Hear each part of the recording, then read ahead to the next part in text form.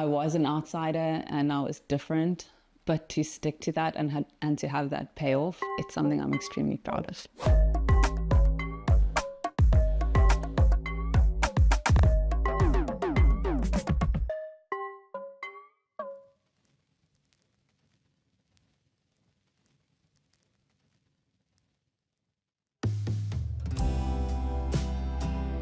I am from Cape Town in South Africa. This year, in 2025, we decided to make our base for the first part of the season in Arco, in Italy, which is like pretty much on Lake Garda, at the top of Lake Garda. And Darren and I have spent some time here before. We've loved the lifestyle, the training. It's really just a happy space for us. We both enjoy being in Italy. It reminds us quite a bit of home.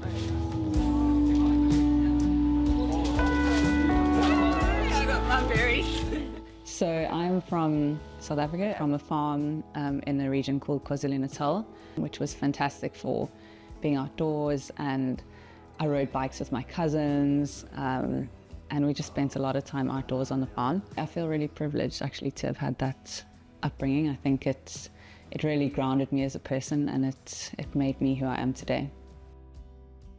I have always loved mountain biking since I was like 2 years old. In fact, when I was 3, I rode 22 kilometers already. I actually begged my dad to ride with me to the Arby Gorge Hotel, which was 11 kilometers away and back. And so it was 22 kilometers when I was 3. I don't know, like I had this love for cycling and for just the feeling of like being out on the bike, even when I was 3 years old.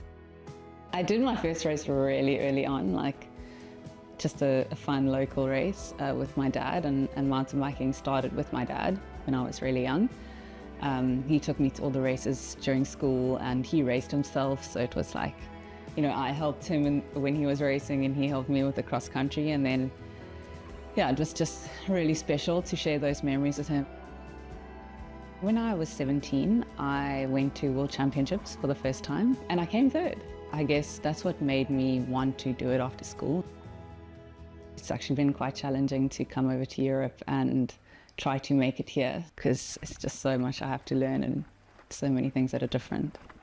I would say there was a point where I was getting a bit tired of it. Like I think it was just, it's really hard. Like coming from South Africa, having to make the big trip, raising enough money, overcoming so many barriers. And I think I was just feeling a bit like down and out about it. And it was at that point where Darren came into my life and he said, I think you're going to regret it one day if you don't give this a full swing.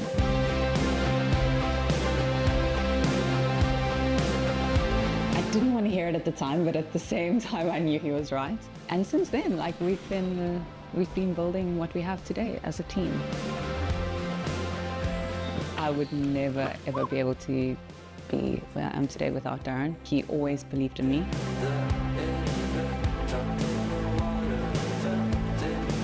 Just having that one person, even if it's just one person that you can completely trust, that, I mean, he doesn't need to tell me everything that's going on in the background. Like, I just trust that he will sort it out, and I know that he will. I mean, small examples like that people definitely don't see in the background is like, yesterday I was out on a training ride, and at the top of the mountain I broke a wheel. It was just a prototype wheel that we were testing, and he was further down the mountain. I had to call him. My wheel's broken.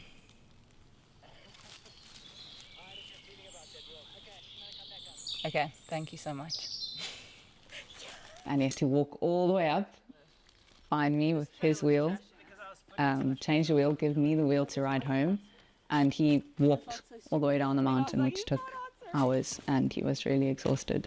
So it's small examples like this that Darren does these things without question, without, like, I feel bad, but there's no question. Like, he will just do it and make it the best situation for me possible.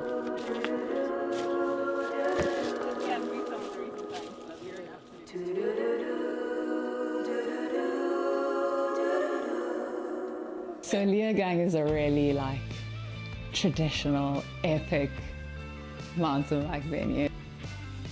The short track race was really good for me, but I was trying something new, which was basically like, my coach said to me, Candice, the next step to winning is you need to actually be at the front at some point in the race, you know?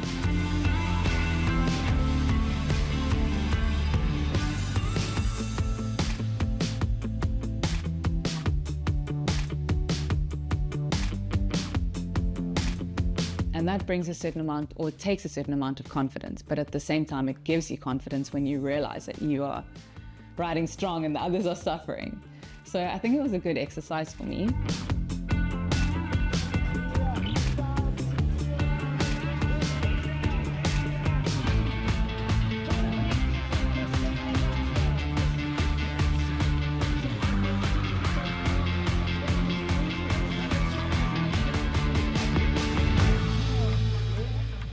Short track is always one of the hardest, especially when it's on the Friday night. You have the whole day just like getting nervous, waiting. I'm actually very happy to have this day just to chill and recover, because I'm really going to need good legs tomorrow on all those climbs. The weather's a bit iffy for tomorrow, and the forecast is for rain. It's supposed to be raining now, and a high chance of rain tomorrow. So we've got all the tire options. I'm basically going to set up 3 different sets of wheels with 3 different tire combinations to cover all bases, and we'll make a call in the morning depending on the condition of the track as to which tires combination Candice is going to race. When Candice was younger, for whatever reason, someone nicknamed her Candle Bear or something like that. And I was like, no, you're not a candle, you're a flame. And so she became Flame to me anyway, so that's why she's got the custom grips to the South African flag. Sunday morning, woke up and it had been raining in the night. And it continued to rain until we raced. And then basically the worst thing happened, which is it stopped raining just before our race, and things started to get really sticky and like really difficult to get through on your bike.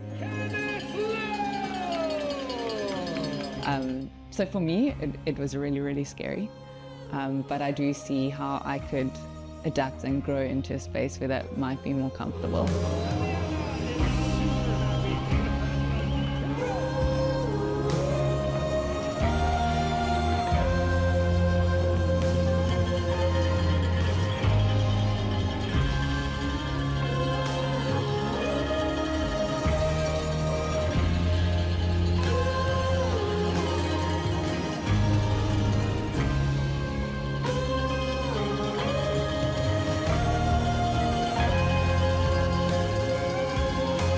I think my smile has always been a part of me, and that's why when I did react in a bad way about a particular result in a scenario, it didn't resonate with me. Like, I realized 100% straight away, this is not who I am. Like, I love racing, I love riding my mountain bike, and I always have. And I think that joy is what carries me through and has carried me through many hard times. And I think no matter what happens in a race, I will smile at the end, most probably, because of that reason, the joy of it.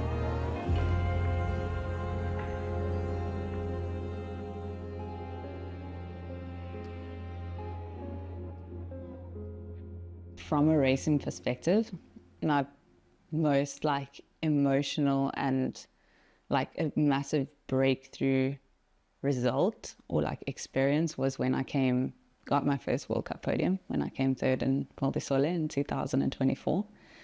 I think it just felt like a lot of years of just struggling and really questioning to myself whether I would ever make it. And all that kind of came together in one moment, and Darren was there to celebrate it with me, and it was just like a massive emotional outpour. I don't know how to explain it.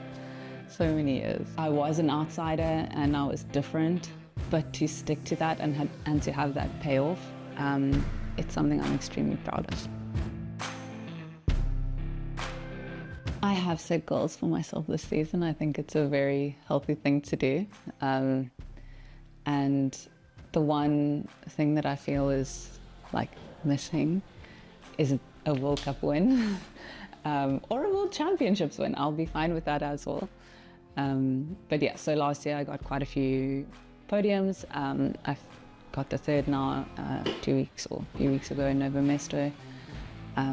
But I think like the next step for me is really like making that step towards a win. And I think a lot of it's mental, a lot of it's confidence, a lot of it's like a different way of racing, like maybe tactically, that can get you to that spot.